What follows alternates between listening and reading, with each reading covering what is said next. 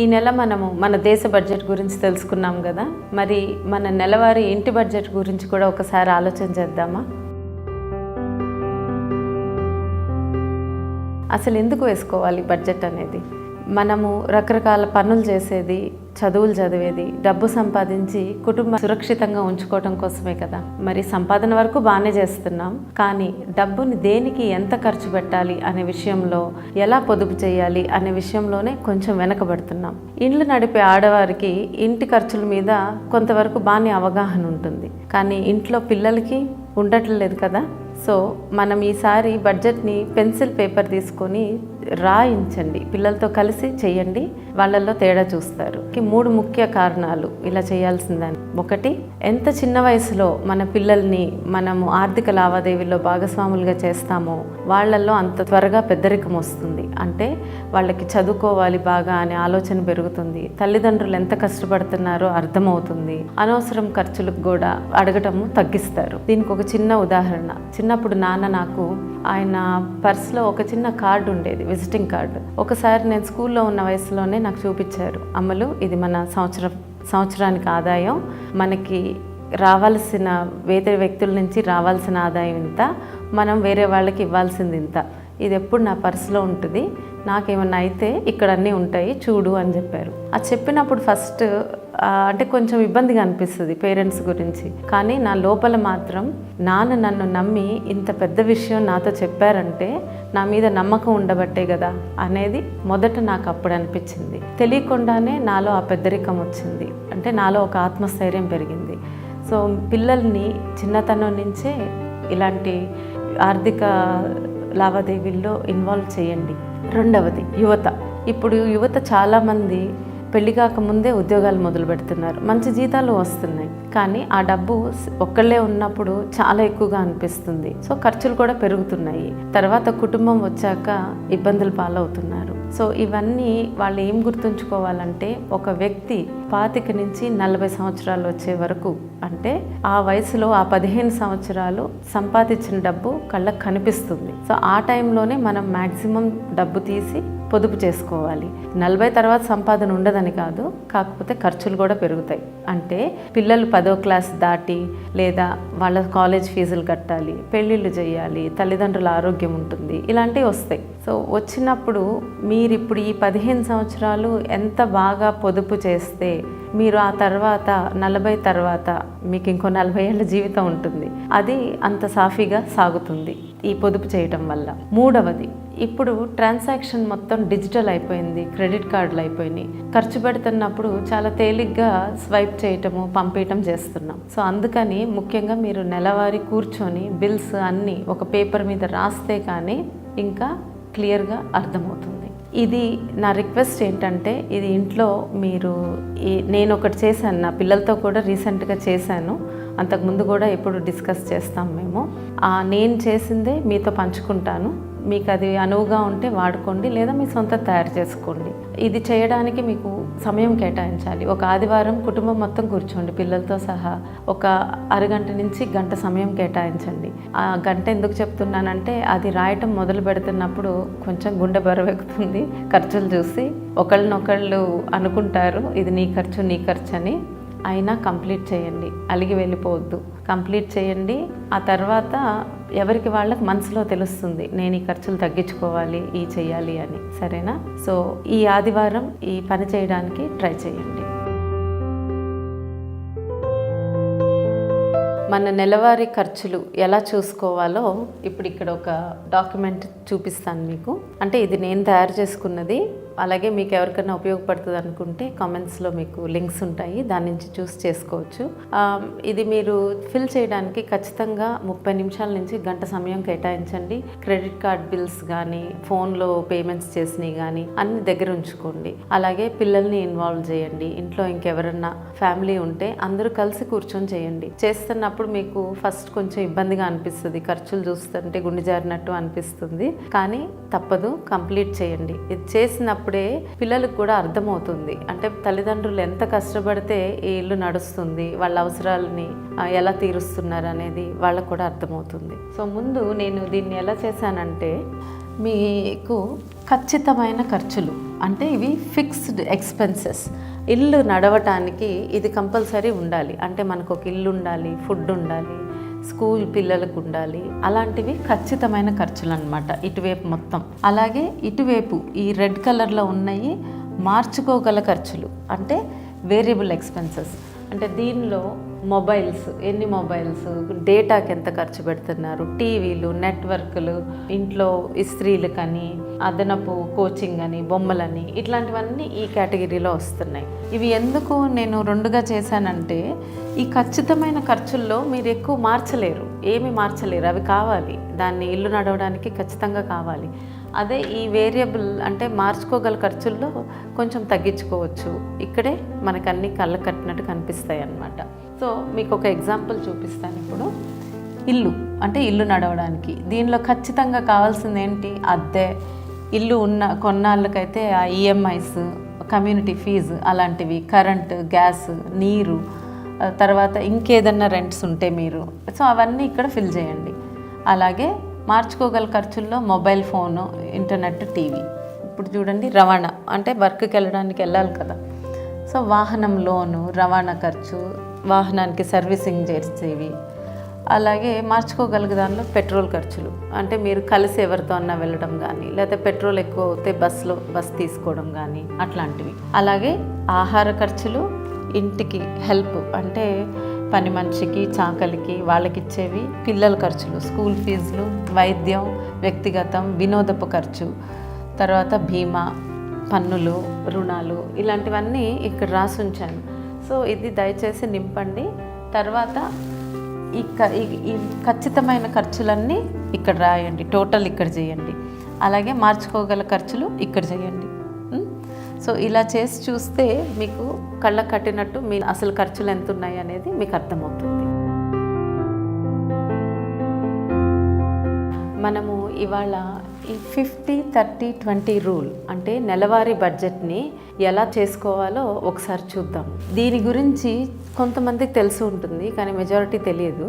So దీనికి ఏంటంటే మనకి ముందు ఇది రాసుకోవాలి. ఇక్కడ మన నెలకి అంటే ట్యాక్సులు పోగా వచ్చే ఆదాయం, మన జీతం అవ్వనియండి, బ్యాంకులో వచ్చే ఇంట్రెస్ట్లు అవ్వనియండి, వ్యవసాయ ఆదాయం అవ్వనియండి, అన్ని ట్యాక్సులు తీసేయగా ఎంత వస్తుందో చూడండి. వచ్చాక మీరు దానిలో 50% ఖచ్చితమైన ఖర్చులకి స్పెండ్ చేస్తారు. అంటే మీ ఇల్లు గడవడానికి ఖచ్చితంగా మీ జీతంలో 50% దానికి పోతుంది.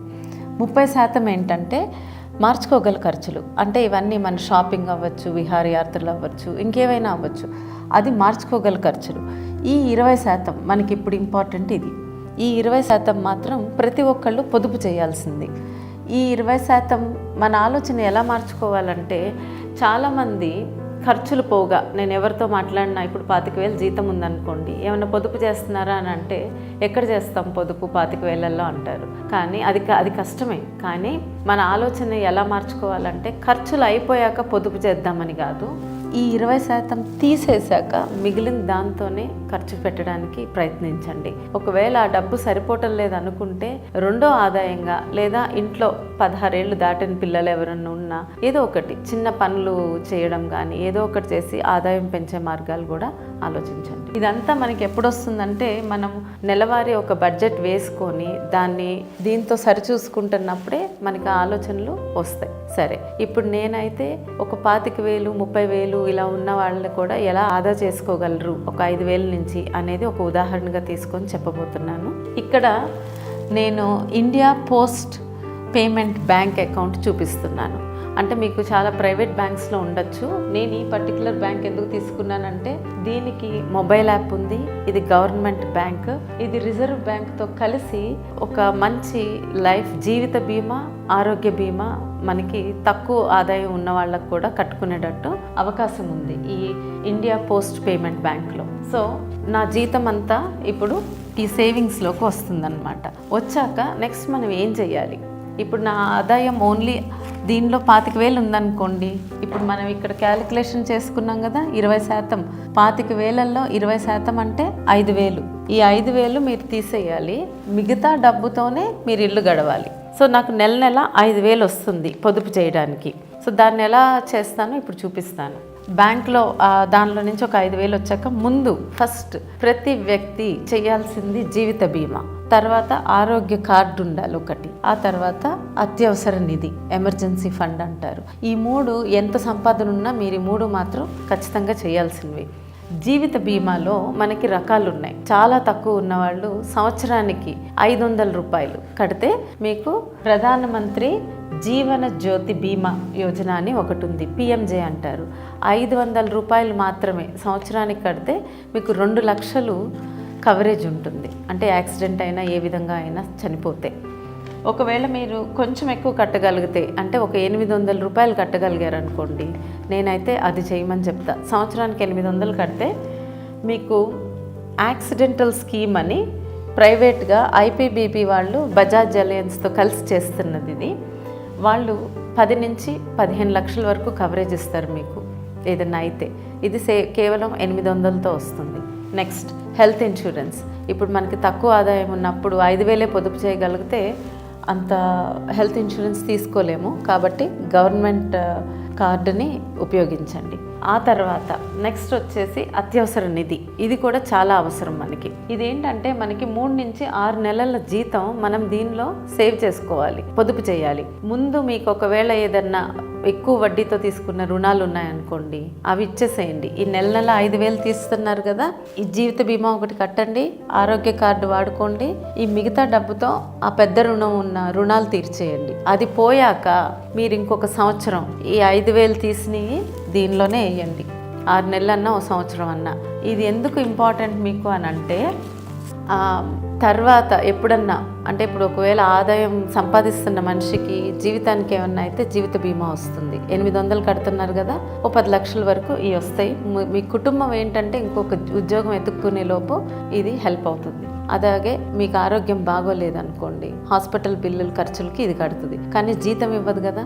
అందుకనే ఈ ఎమర్జెన్సీ ఫండ్. దీనిలో డబ్బు ఉందనుకోండి, మీకు ఉద్యోగం పోయినా, లేకపోతే పని లేకపోయినా, లేదా ఏదన్నా కాలో చెయ్యో ఏమైనా అయినా ముందు దీనిలోంచి డబ్బు తీసి ఇల్లు గడపచ్చు. సో ప్రతి వ్యక్తికి కావాల్సిన 3 విషయాలు ఇవి: జీవిత బీమా, ఆరోగ్య బీమా, ఎమర్జెన్సీ ఫండ్. సో ఇవన్నీ నిండిపోయినాయి. దీనిలో కూడా మీరు 3 నెలల శాలరీ వేసేసారు. సో ఒక సంవత్సరం తర్వాత ఏం చేస్తారు? ఇప్పుడు ఈ 5,000 మళ్ళీ ఆ నెల వచ్చింది, 5,000 తీస్తాము. సో నెల ఆటోమేటిక్గా ఒక ఆర్డీ అకౌంట్ ఓపెన్ చేయండి, అంటే రికరింగ్ డిపాజిట్. అంటే ఇదేంటంటే ఇది ఆటోమేటిక్గా మీ జీతంలో నుంచి దీనిలోకి 500 నెల వేసేస్తుంది. సో ఒక 500 దీనిలోకి వెళ్ళిపోతాయి. దీనిలో మీకు ఇంట్రెస్ట్ వస్తుంది, 6.7% ఇంట్రెస్ట్ 5 ఏళ్ల కాలము అలా ఉంటుందన్నమాట. తర్వాత పాప ఉందనుకోండి, మీకు పాప ఉంటే సుకన్య సువిధ స్కీమ్ అనేది ఓపెన్ చేయండి. కంపల్సరీ ఇది ఇంపార్టెంట్. సుకన్య స్కీమ్ పాపకి ఒక 1,000 రూపాయలు. తర్వాత బాబు ఉంటే ప్రావిడెంట్ ఫండ్ అకౌంట్ ఓపెన్ చేయండి, బాబుకి ఒక 1,000 రూపాయలు. తర్వాత మీ ఇద్దరి కోసం మీ రిటైర్మెంట్కి ఒక 1,500. సరేనా? సో ప్రావిడెంట్ ఫండ్లో మీకు 7.1% ఇంట్రెస్ట్ వస్తుంది. 15 సంవత్సరాలు, ఈ 3 15 సంవత్సరాలు కట్టాలి. ఇవి మీ ఆదాయం ఒకవేళ 6,000కి వచ్చింది అనుకోండి, అంటే మీ ఆదాయం పెరిగి 6,000 పొదుపు చేయగలుగుతున్నారు అనుకోండి, అప్పుడు ఏం చేయొచ్చు? 6,000తో ఒక 1,000 లైఫ్ ఇన్సూరెన్స్ కట్టండి నెల. ఇది నెల కట్టేది లైఫ్ ఇన్సూరెన్స్. అంటే మీకు బజాజ్ అలయన్స్ లైఫ్ ఇన్సూరెన్స్ ఉంది ప్రైవేట్ది, అలాగే పోస్టల్ లైఫ్ ఇన్సూరెన్స్ ఉంది. వాటి గురించి తెలుసుకోండి. నెల ఒక 1,000 దానికోసం వెచ్చించండి. ఇప్పుడు హెల్త్ ఇన్సూరెన్స్ కూడా తీసుకోగలుగుతారు. కేవలం 6,000 పొదుపు చేస్తే హెల్త్ ఇన్సూరెన్స్ మీ కుటుంబంలో 4కి సేమ్. ఈ post payment bank, reserve bank కలిసి ప్రైవేట్ది Bajaj family health care gold plan ఉదాహరణ చెప్తున్నాను, మీరు ఏదైనా చూస్ చేసుకోవచ్చు. దానికి ఒక 1,000 పెట్టండి, హెల్త్ ఇన్సూరెన్స్ వస్తుంది. తర్వాత ఇందాక చెప్పిన విధంగా ఆర్డీలోకి 500 వెళ్తాయి. తర్వాత పాప కోసం 1,000 రూపాయలు నెల, బాబు కోసం ఒక 1,000, మీకోసం 1,500. సో మీకు వచ్చిన 6,000ని ఈ విధంగా పొదుపు చేసుకోవచ్చు. ఇవి షార్ట్ టర్మ్, అంటే ఇమీడియట్గా అవసరాలకి ఇది ఉపయోగపడతాయి. ఇది లాంగ్ టర్మ్, ఇది ఎందుకు చేస్తున్నారంటే మీకు ఇప్పుడు తెలియదు. పిల్లలు 10వ క్లాస్ అయిపోయిన తర్వాత వాళ్ళు కాలేజ్ ఫీజులకు వాడచ్చు, పెళ్ళిళ్ళకి వాడచ్చు, మీ రిటైర్మెంట్స్కి వాడచ్చు. సో అప్పటికి ఇవి ఉపయోగపడతాయి. వీటి మీద వచ్చే వడ్డీ పెరుగుతూ వస్తుంది కాబట్టి మీరు పడుకున్నా మీ డబ్బు ఫ్రీ మనీ, అది పెరుగుతూ ఉంటుంది. సరే, ఈలోపు మీకు ఏదైనా స్థలమో వ్యాపారంలోనో ఎక్కువ డబ్బులు వచ్చినాయి అనుకోండి, అంటే ఒక 10,000 పైన వచ్చినాయి. ఇది చేసేది చెయ్యండి, ఇది కంటిన్యూస్గా జరుగుతూనే ఉంటుంది. ఆ వచ్చిన డబ్బుని ఇన్వెస్ట్మెంట్ చేయండి. ఈ ఇన్వెస్ట్మెంట్ చేస్తున్నప్పుడే దీనిలో 2 రకాల ఇన్వెస్ట్మెంట్ ఉంటుంది. ఇప్పుడు 10,000 పైన వచ్చినప్పుడు దాన్ని మీరు ఫిక్స్డ్ అసెట్లో పెట్టచ్చు, అలాగే మ్యూచువల్ ఫండ్స్లోనూ పెట్టచ్చు. సో ఫిక్స్డ్ అసెట్స్ అని అంటే monthly income scheme, fixed deposit అంటే టీడీ, తర్వాత national savings certificates, senior citizen certificates, gold bonds, ఇలా రకరకాలు ఉన్నాయి చేయగలిగేది. నేను వీటిలో కొన్ని మీకు ఉదాహరణ చెప్పాను. తర్వాత మ్యూచువల్ ఫండ్స్ అంటే కామన్ లాంగ్వేజ్లో షేర్స్. ఆ షేర్స్లో పెట్టడం, దానిలో మీకు 10 నుంచి 12% ఆదాయం వస్తుంది, అంటే కొంచెం ఎక్కువ వస్తుంది అనమాట. ఇప్పుడు ఇన్వెస్ట్మెంట్ చేసేది మన డబ్బు పెరగడానికి, ఈ పైన చేస్తుందంతా డబ్బు పెరుగుతుంది కానీ సురక్షితంగా ఉంటుంది. సో ఇది మీ వయసును బట్టి ఎంత దేనిలో పెట్టాలి అనేది ఆలోచించాలి. మీకు 40 సంవత్సరాల కన్నా తక్కువ ఉన్నాయనుకోండి, మ్యూచువల్ ఫండ్స్లో 70% పెట్టండి. ఏంటి, ఇది అయిపోయాక మిగిలిన డబ్బులో 70% మ్యూచువల్ ఫండ్స్, అలాగే ఫిక్స్డ్ అసెట్స్లో 30%. సుమారుగా ఒక 50 దగ్గర పడ్డారనుకోండి, 40 నుంచి 60 మధ్యలో ఉంటే రెండిట్లో సమానంగా పెట్టండి. తర్వాత 60 తర్వాత మ్యూచువల్ ఫండ్స్లో 30% మాత్రమే, ఫిక్స్డ్ అసెట్స్లో 70%. ఎందుకంటే అప్పుడు మీరు రిస్క్ తీసుకోకూడదు, సేఫ్గా ఉండాలి. సో ఈ విధంగా మీరు ఇది తెలుసుకొని సేవ్ చేసుకుంటే మీకు చాలా వరకు 40 తర్వాత 60 రిటైర్మెంట్స్లో చాలా సాఫీగా సాగుతుంది మీ జీవితం. నా ఒక రిక్వెస్ట్ ఏంటంటే, ఇది మనకి ఎక్కడ స్కూల్స్లో కానీ కాలేజెస్లో కానీ శాస్త్రీయంగా నేర్పట్లేదు. సో ఇది ఎవరైనా టీచర్స్ చూస్తుంటే, ఎస్పెషల్లీ గవర్నమెంట్ స్కూల్ టీచర్స్ కానీ, నేను ఇలా సింపుల్గా చేసింది కూడా అందుకే. పిల్లలకి ఇది ఒక హోంవర్క్ లాగా ఇవ్వండి, ఒక ప్రాజెక్ట్ లాగా ఇవ్వండి. వాళ్ళు ఇలా కవర్స్ పెట్టి వాళ్ళనే రికరింగ్ డిపాజిట్ అంటే ఏంటో తెలుసుకోమనండి, ఒకళ్ళకి సుకన్య అంటే ఏంటో తెలుసుకోమనండి.